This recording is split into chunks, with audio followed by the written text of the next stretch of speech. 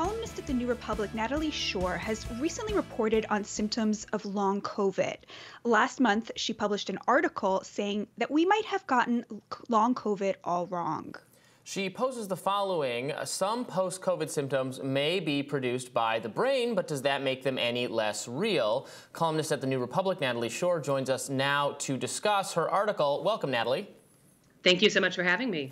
Yeah, I read the article, and I really enjoyed it. It's very thorough, very long, very nuanced, very well reported. And then it was getting a lot of blowback I saw from people on social media who are very all about long COVID and how debilitating it is, et cetera. But you're not arguing, and I want to give you a minute here to kind of summarize what your findings are and what your thesis is. But you're not saying long COVID doesn't exist, but you're saying that kind of the way we're talking about it isn't quite matching the reality of what data is revealing. So why don't you explain that at greater length? Sure. I think that there are a whole lot of people who are very debilitated and very ill, and that's an awful thing, and my heart goes out to people who are experiencing these symptoms. I think that long COVID is a phrase that describes a lot of different things that are probably different disease processes at play. Some of them are just lasting symptoms from severe illness. We know that that is the case, that is something that happens. I think that other symptoms are in all likelihood driven by psychosocial distress, which isn't a patient's choice. It's not something that they're doing on purpose. And it's actually one of the hardest problems in medicine to solve. We know this from other illnesses that are driven largely by psychosocial distress, things like depression, things like addiction. I think that there are better models for looking at what's going on and looking at what might be the best way to treat these patients. Yeah, in your article, you do such a great job of discussing this in terms of sort of hardware versus software problems. And I was thinking a lot about fibromyalgia, for example, which is kind of one of these software problems where somebody is experiencing true distress, but it's more manifesting in the brain and, like you say, psychosocial distress. So walk us through what the difference would be in terms of a medical and a public policy approach to responding to something if it is psychosocial software rather than physical, let's say, somatic hardware. Sure. So the software hardware analogy is something that people who study functional disorders really use to try to explain it. Functional disorders, I opened my piece with a woman who has something called functional neurological disorder. For a long time, this woman couldn't walk. She was incredibly debilitated. She at one point lived in a nursing home believing that she was going to die before she got diagnosed with functional neurological disorder from a supportive clinician and was able to, with the help of different rehabilitative exercises, to basically become somewhat better.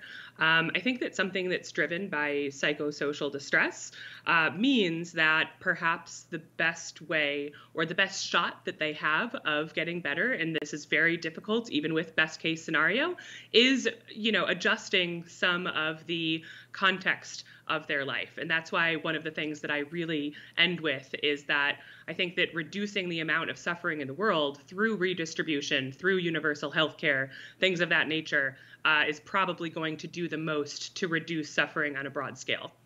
Right, and the reason, what you're saying and you're describing here doesn't really sound controversial at all, but there is a community of people really pushing to get angry when you say things like that, because they're saying, no, this is, lingering complications of the actual sort of respiratory disease, right, of the actual conditions causing brain fog and pain and anxiety and being tired all the time.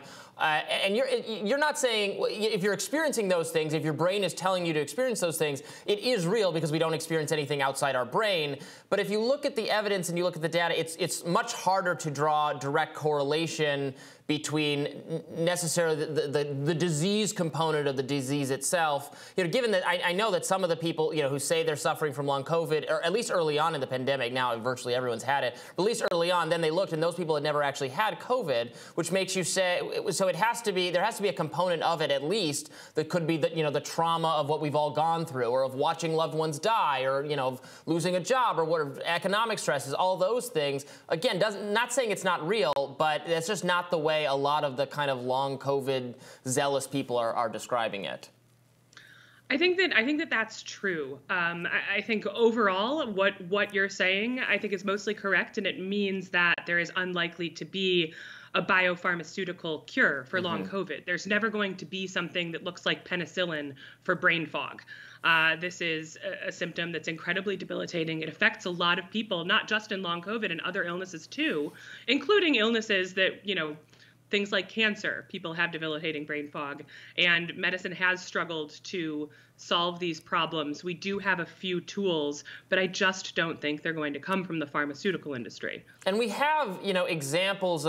Take Havana syndrome. I think we interviewed you about that on the show, which is not saying people's pain is not real. People are experiencing something in their brain that is distressing them, but we can't find any evidence, for any of the claims about for the various, a psionic weapon or whatever it was that could be causing it. There's no evidence of any of that. Not saying it's not real. It's just not described by like a literal thing. Yeah, I think that Havana syndrome showed us that it's very easy to understand how someone could ascribe very real suffering to something that's not the proximal cause of that suffering. I think that, in the case of Havana syndrome, it was a lot more serious of a problem. I think that their narrative that there was a hostile foreign actor chasing Americans around the world and shooting them with ray guns, I think that nipping that narrative and being very emphatic about why that narrative is wrong is more important. It's more damaging. But I think that, the way that the long COVID narrative is emerging is empowering quacks, is maybe stopping people from getting better and turning people away from solutions, especially on a broader level. So I think that the narratives are doing different things, but I do think that they are similar in the respect that these are sick people, these are people who are ill, and I think that they're not grasping a story that best explains why that is. Well, on that front, last week, Washington Post technology columnist Taylor Lorenz retweeted this: "The eugenic undertone surrounding COVID policy has really shocked me. It has challenged my views of us as a society. Public health policy now based on survival of the fittest. Those who don't make it are dismissed as dry kindling. I really thought we were better than that." And I saw along the similar vein calls for your article to be retracted or corrected or something. This is coming from people who I'll see they'll describe in their Twitter bios that, the long COVID sufferer, it's like becoming an aspect of one's personality for some people, in a way that does not seem healthy to me, frankly. And it is almost like doubling down on this being a permanent condition of the disease that I think would, if it's more along the lines of what you're talking about, seems like, if anything, it would just reinforce it. Yeah, I can't blame anyone on an individual level for, what they're grasping for. Again, these are people who are suffering severely, who in a lot of cases don't have a lot of power, and I think they're finding solace in this identity. But I do think in general,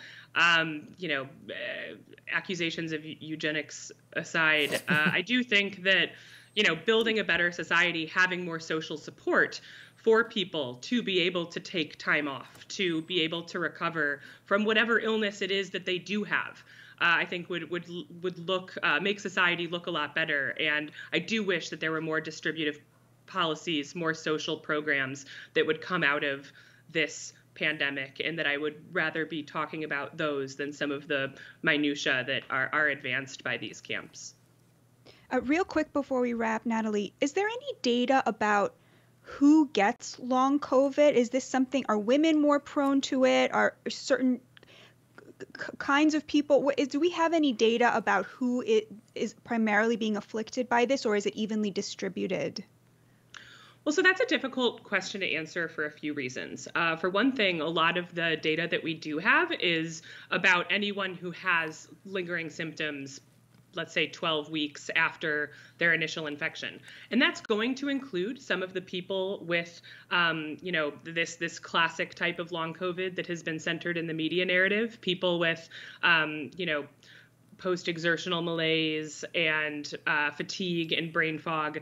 That will include people like that, but it will also include someone who is on a ventilator for 5 weeks and is now having some difficulty breathing afterwards. So those are typically different types of patients. That there's not a lot of commonality between them.